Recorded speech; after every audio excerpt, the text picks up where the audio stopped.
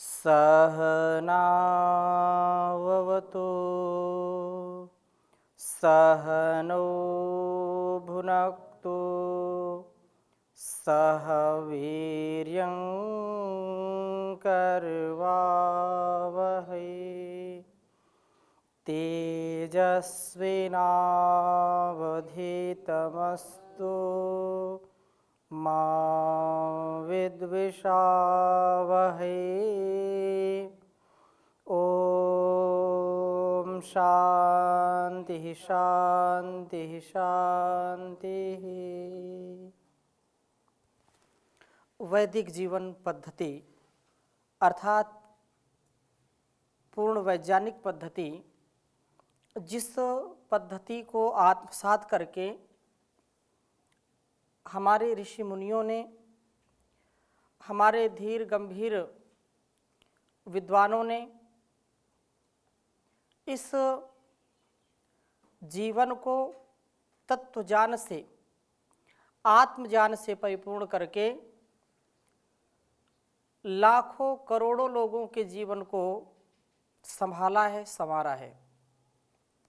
ऐसी ज्ञान परंपरा कि हम भी संवाहक बने, हमारा भी जो कर्तव्य है उसको हम भी निर्वहन में लाएं, उसका आधान करें। इस जीवन का जो लक्ष्य है उसकी प्राप्ति के लिए जो अति आवश्यक बिंदु हैं, आवश्यक तथ्य हैं, सत्य हैं, उनको सुने, समझें, जानें, परखें और उसको अपने आचरण में उतारें।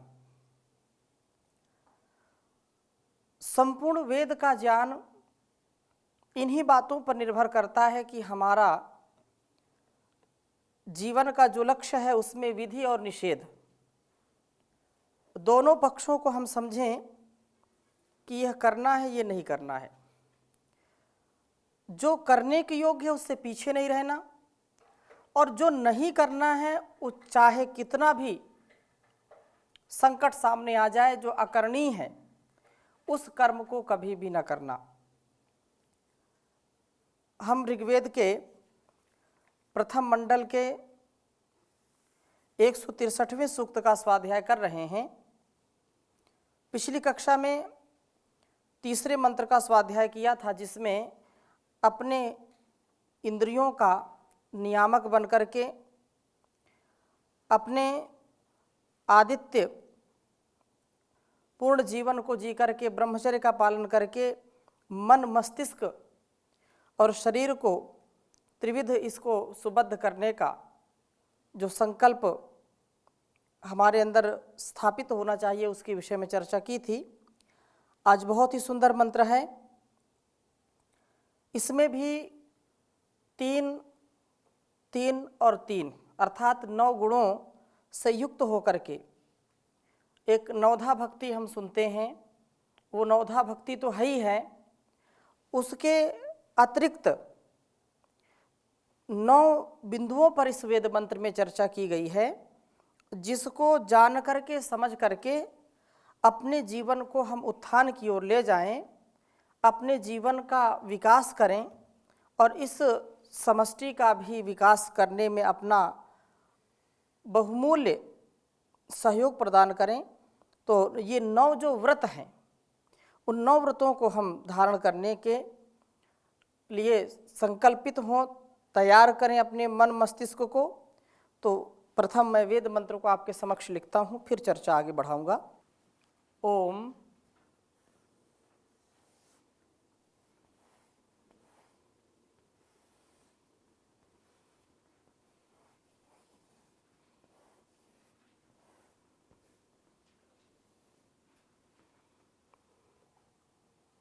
त्रीणिता आहुर्दिवी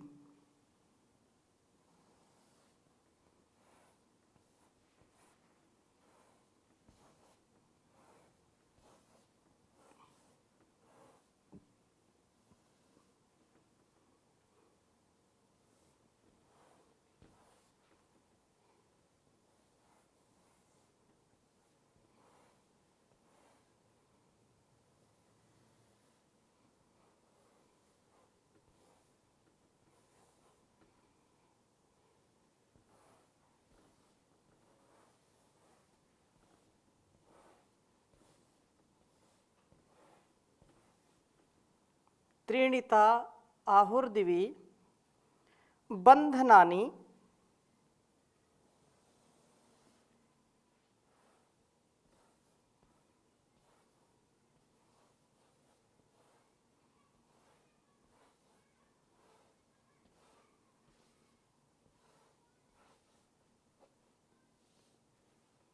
बंधनानि तीर्ण्यप्सु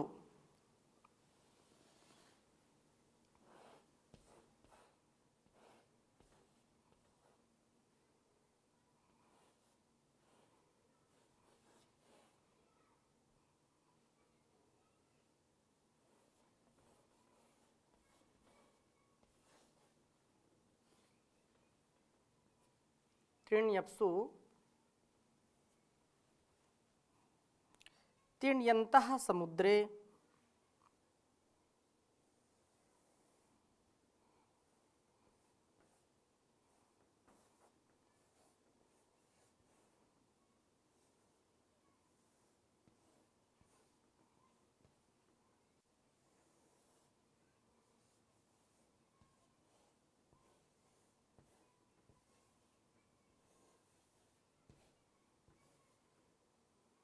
त्रिण्यन्त्यः समुद्रे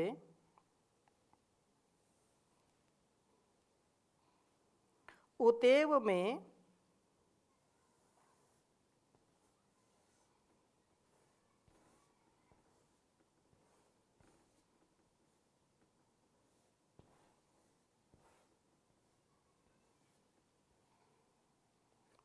वरुणश्छन्तस्यर्वन्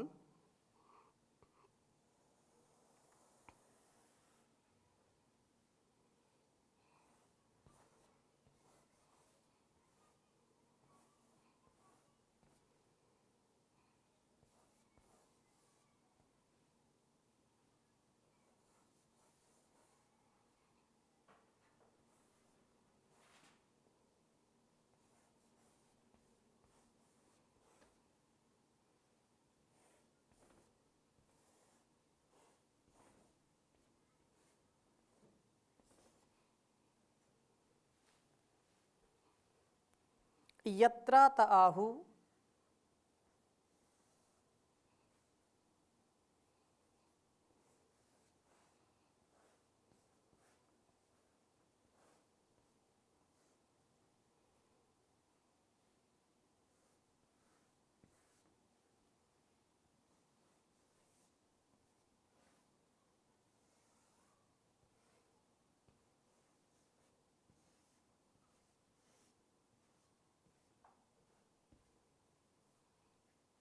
यत्रात आहुः परमं जनित्रम्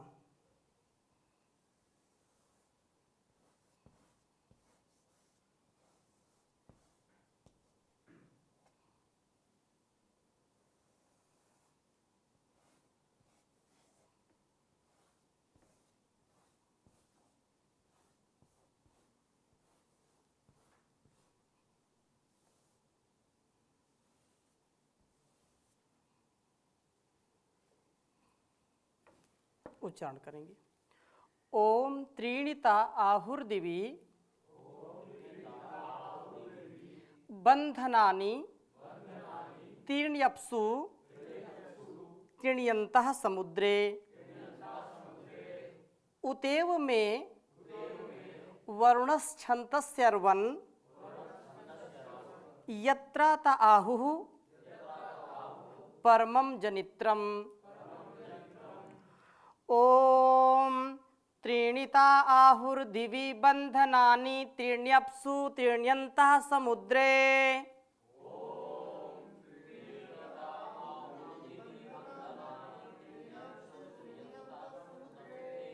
उतेव में वरुणश्छन्तस्यर्वन् यत्रात आहुः परमं जनित्रम्।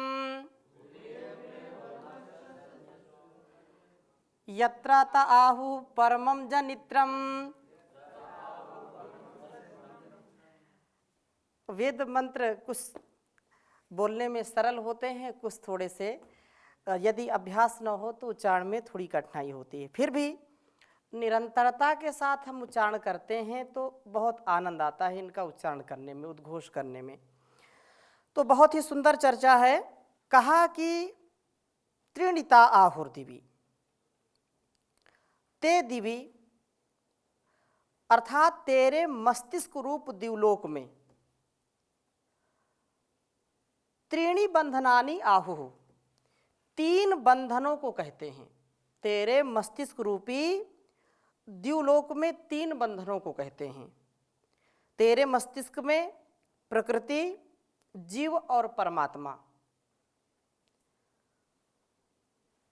इनके ज्ञान रूप तीन बंधन होते हैं। ऋग्वेद के द्वारा तूने प्रकृति का ज्ञान प्राप्त किया, यजुर्वेद के द्वारा जीव का ज्ञान तथा साम के द्वारा परमात्मा का ज्ञान प्राप्त करता है। ये ज्ञान ही तेरे तीन बंधन होते हैं। वस्तुतः अध्यात्म मार्ग में, आध्यात्मिक जीवन जीने में ये तीन बिंदु अत्यंत महत्वपूर्ण हैं। इसी को तत्व ज्ञान कहते हैं। ईश्वर के स्वरूप को समझना, उसके गुणकर्म स्वभाव को समझना तथा प्रकृति के स्वरूप को समझना और आत्मा के स्वरूप को समझना, इन तीन बिंदुओं पर या तीन जो शक्तियां हैं, ये जो अनादि अनंत, ये शाश्वत रहने वाले जो हैं, इनके स्वरूप को जब हम ठीक ठीक नहीं समझ पाते हैं तभी हमारे जीवन में उलझनें आती हैं। प्रकृति को हम अधिक महत्व देते हैं, फिर आत्मा को भूल जाते हैं, शरीर को ज़्यादा महत्व देते हैं, संसार को ज़्यादा महत्व देते हैं।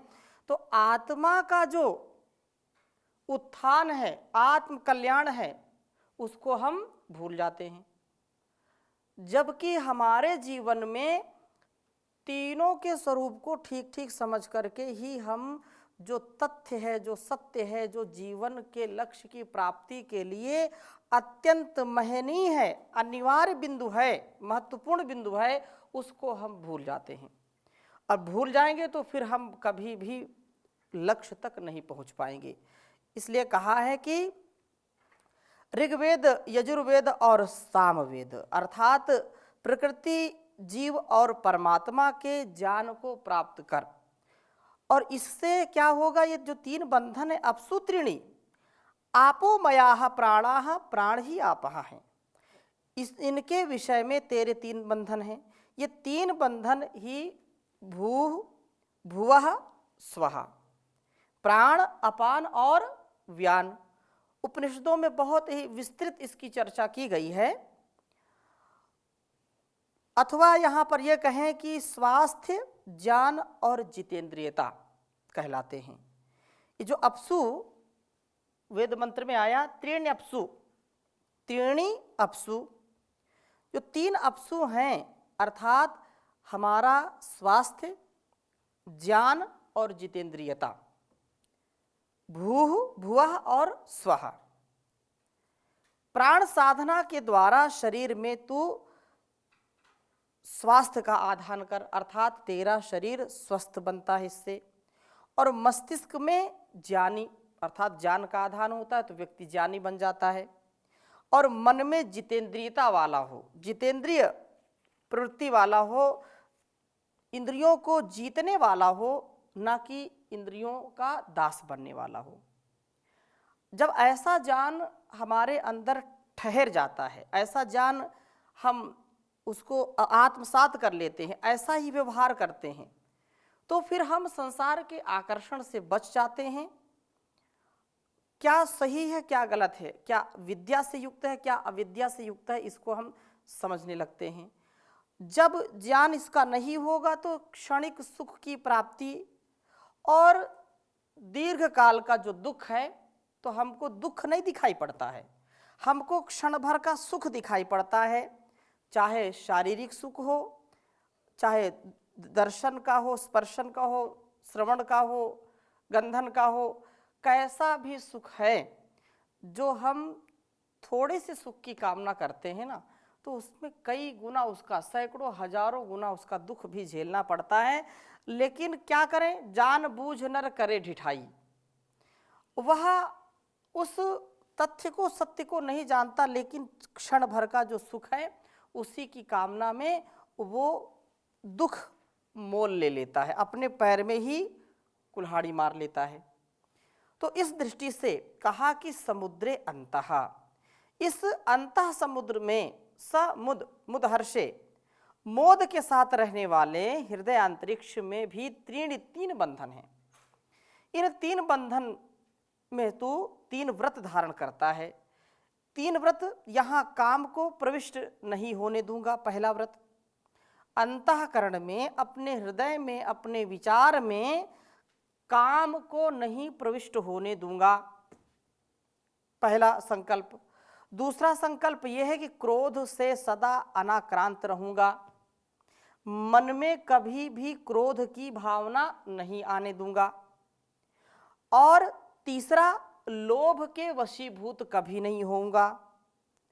समुद्रे अंतः त्रीणि, जो कहा त्रिणन्तः समुद्रे, ये जो मन का, हृदय का जो स्वभाव अपने हम बना लें कि एक बार भी अविवेकपूर्ण इच्छाएं ना हो, अविवेकपूर्ण कामनाएं ना हो। विवेक के द्वारा, ज्ञान के द्वारा, विद्या विभूति के द्वारा हमको कुछ ना कुछ तो जो सद्कामनाएं हैं, सद्भावनाएं हैं, उनको तो रखना ही है, लेकिन जो अच्छी भावनाएं नहीं हैं, अच्छी कामनाएं नहीं हैं, उनको कभी नहीं मन में आना चाहिए, न लाना चाहिए। तो ये क्रोध से भी दूर रहना, क्योंकि क्रोध जब आता है तो व्यक्ति सब कुछ भूल जाता है। क्रोध आने पर व्यक्ति अंदर से बिल्कुल हिल जाता है, उसका विवेक, उसका जो ज्ञान है, ज्ञान का स्तर नीचे आ जाता है और उसके दृष्टि में कुछ भी स्पष्ट नहीं होता और वो पता नहीं क्या से क्या कर बैठता है। तो काम, जो कामनाएं हैं वो भी ना, ध्याये तो विषयान पुंसः संगस्तेषु उपजायते, गीता में कहा संगस्तेषु उपजायते, संगात् संजायते कामः, कामात् क्रोधो भी जायते। यदि कामना आएगी, काम यदि सताएगा तो क्रोध से कोई बच नहीं पाएगा। जहाँ पर कामनाएं हैं, वहाँ पर कामनाएं जब सिद्ध नहीं होती हैं, कामनाओं का अवरोध कोई करने वाला होता है, किसी व्यक्ति से कामनाएं हमारी जो है टकराती हैं, कामनाएं बिखरती हमको नजर आती हैं, इच्छाओं की पूर्ति नहीं नजर आती, तो उस व्यक्ति के प्रति क्रोध आता है। उसको फिर हम पता नहीं क्या क्या दंड देना चाहते हैं, और कई बार लोग अज्ञानता में बड़े बड़े जो है कारनामे कर डालते हैं, हत्या भी कर देते हैं दूसरों की। क्यों? तुच्छ कामना के कारण। तुच्छ जो इच्छा है, उस इच्छा की पूर्ति नहीं हुई तो क्रोध आ गया, और क्रोध आने पर क्या से क्या हो गया पता नहीं चलता, बाद में फिर पछताए हो तो क्या, जब चिड़िया चुग गई खेत। तो ये स्थिति होती है। तो ऐसी स्थिति में कहा कि मैं लोभ से भी कभी अभिभूत न हूं, क्योंकि लोभा पापस्य कारणम, लोभ जो है ना पाप का कारण बन जाता है। लोभ की प्रवृत्ति मन में आती है किसी रूप को देख करके, किसी रूप, रस, गंध, शब्द, स्पर्श, ये जो सब जो हमारी इंद्रियों की बहिर्मुखता है, और उसमें यदि हम भटक जाते हैं तो लोभ आता है, और लोभ आने से व्यक्ति मृत्यु को ही पाता है। 5 जैसे बहुत बार श्लोक आपने सुना है, कुरंग मातंग पतंग भृंगा मीना हता पंचभिरेव पंचा, एकः प्रमादी स कथम न हन्यात् यह सेवते पंचभिरेव पंचः। ये 5 जंतुओं के, 5 जीवों के नाम इसमें गिनाए हैं कि इनकी कामनाएं इनको मृत्यु तक पहुंचा देती हैं, जो इनकी इच्छाएं हैं। तो उसमें कुरंग मातंग पतंग भृंगा मीना हता पंचभिरेव पंचा, चाहे हाथी हो, हिरण हो, भंवरा हो, अथवा जो मछली है, मछली भी 5 में आती है, कुरंग, मातंग, पतंग, भृंगा, और ये शलभ जो होता है, जो प्रकाश में गिरता है, पतंगा जिसको बोलते हैं। ये हाथी स्पर्श सुख ज़्यादा चाहता है, तो स्पर्श के लिए शिकारी जंगल में जाता है और हथनी बना करके खड़ा कर देता है और एक गड्ढा खोद देता है, उसके ऊपर घास फूस डाल देता है। हथनी को देख करके उसके स्पर्श के चक्कर में हाथी जाता है और गड्ढे को नहीं देखता, उसमें गिर जाता है। इतना विशालकाय हाथी, और वो बंधन में आ जाता है। हिरण को शब्द बहुत पसंद हैं। हिरण को पकड़ने के लिए शिकारी क्या करते हैं, बंसी बजाते हैं, बांसुरी बजाते हैं, गीत गाते हैं और जाल बिछा देते हैं। वो बंसी बजा करके जब सुनाते हैं, दूर से धीरे धीरे धीरे धीरे हिरण उसके पास आ जाते हैं और जाल में फंस जाते हैं, तो वो मृत्यु के जो है आगोश में आ जाते हैं। ऐसे ही जो गंध है, सुगंध, भंवरे को बहुत पसंद है और वो फूलों में, कलियों में इधर उधर दौड़ता रहता है और जिस फूल की, पुष्प की ज़्यादा गंध होती है उस पर बैठ जाता है और गंध में इतना मस्त हो जाता है कि वो सायंकाल हो गई, सूर्यास्त हो गया और फूल अपना मुख बंद कर लेता है और उसी के अंदर फिर वो मर जाता है, अथवा कोई तोड़ ले गया तो वो भी मृत्यु को प्राप्त होता है। कुरंग मातंग पतंग भृंगा, जो है पतंगा होता है, वो रूप को, स्पर्श को हाथी चाहता है, रूप को ये चाहता है कीड़ा जो पतंगा होता है। और ये जब हाइलोजन, जितने प्रकाश से युक्त हाइलोजन होगा वहीं ज़्यादा वो जाता है और वो उसी में गिर करके मर जाता है। क्यों? उसको रूप ज़्यादा दूर से दिखाई पड़ता है, रूप। हाथी को स्पर्श और इसको, कीड़े को, जो पतंगा है, उसको रूप दिखाई पड़ता है, तो वो मृत्यु को प्राप्त हो जाता है। इसी प्रकार से जो मछली है उसको स्वाद ज़्यादा अच्छा लगता है, रस। और शिकारी जाता है, कुछ अपने बंसी में लगाता है, जो तालाब में या झीलों में डालते हैं, उसमें कुछ मांस का टुकड़ा लगा दिया, आटा लगा दिया, तो उसको खाने के चक्कर में, स्वाद के चक्कर में उसको पकड़ती है और फंस जाती है, तो मृत्यु को प्राप्त हो जाती है। तो ये 5 जो हमारी इंद्रियां हैं, ये रूप, रस, गंध, शब्द, स्पर्श, इनके वशीभूत हो करके जब हम कोई कार्य करते हैं तो ये एक एक विषय को एक एक जीव चाहता है तो भी मृत्यु को प्राप्त करता है। और कवि कहता है कि वह कैसे बच सकता है। मीना हता पंचभिरेव पंचा, एका प्रमादी स कथम न हन्या, यह सेवते पंचभिरेव पंचा। तो मनुष्य रूपी जो प्रमादी व्यक्ति है, ये तो रूप को देखता है, रस को चखता है, गंध को सूंघता है, शब्दों को जो है सुनता है, स्पर्श करता है। पांचों के पांचों विषय इसके लिए फांसी के फंदे हैं, इसको कोई बचा नहीं सकता यदि नियंत्रित जीवन, संयमित जीवन नहीं जिएंगे तो इस प्रकार से कहा है कि तू इन 3 व्रतों को धारण करने वाला बनता है। अर्थात काम की भावना मन में नहीं आने देना, क्रोध से सदा दूर रहना और लोभ से कभी अभिभूत नहीं होना। उत इव अपिचा, कहा है कि इस प्रकार से अपने को 9 बंधनों में बांध करके वरुणः श्रेष्ठ बना हुआ तू, वरुणो नाम वर श्रेष्ठः में छंसी, मेरी अर्चना करता है। प्रभु की वास्तविक पूजा यही है कि मनुष्य प्रकृति, जीव, परमात्मा का ज्ञान प्राप्त करे। ये प्रथम सोपान है, ये पहली शर्त है कि यदि हम अपने जीवन को उन्नत करना चाहते हैं और अपने कर्मों से प्रभु की भक्ति करना चाहते हैं, उसकी उपासना करना चाहते हैं, तो सबसे पहले उसके स्वरूप को समझना, ईश्वर, जीव और प्रकृति के सच्चे स्वरूप को समझना, ये पहली शर्त है।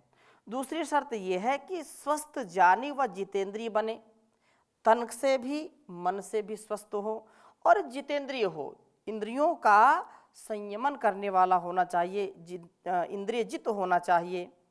और अगली बात क्या कही कि व्यक्ति काम, क्रोध, लोभ से ऊपर उठे, क्योंकि ये हमारे को गर्त की ओर ले जाते हैं, नरक की ओर ले जाते हैं, पतन की ओर ले जाते हैं, अधोगति की ओर ले जाते हैं। हम उत्थान के लिए जीवन में जो करते हैं वह तो हमारे सामर्थ्य को बढ़ाने वाला होता है।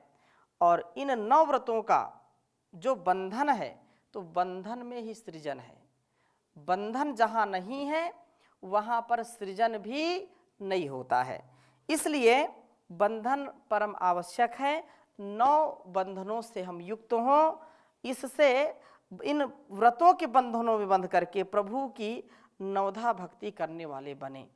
अर्थात प्रभु का सच्चा भक्त वही है जो प्रकृति, जीव और परमात्मा के ज्ञान से ओतप्रोत है, ज्ञान को प्राप्त करता है और स्वस्थ ज्ञानी व जितेंद्रीय बनता है, काम क्रोध लोभ से ऊपर उठता है। यही उसका परम विकास है। यही परमात्मा से हमको प्रार्थना करनी चाहिए कि हम व्रतों में परिपक्व हों, व्रतों का पालन करने वाले हों। कि व्रत पते व्रतम चरिष्यामि तक्षकेयम तन्मे राध्यताम।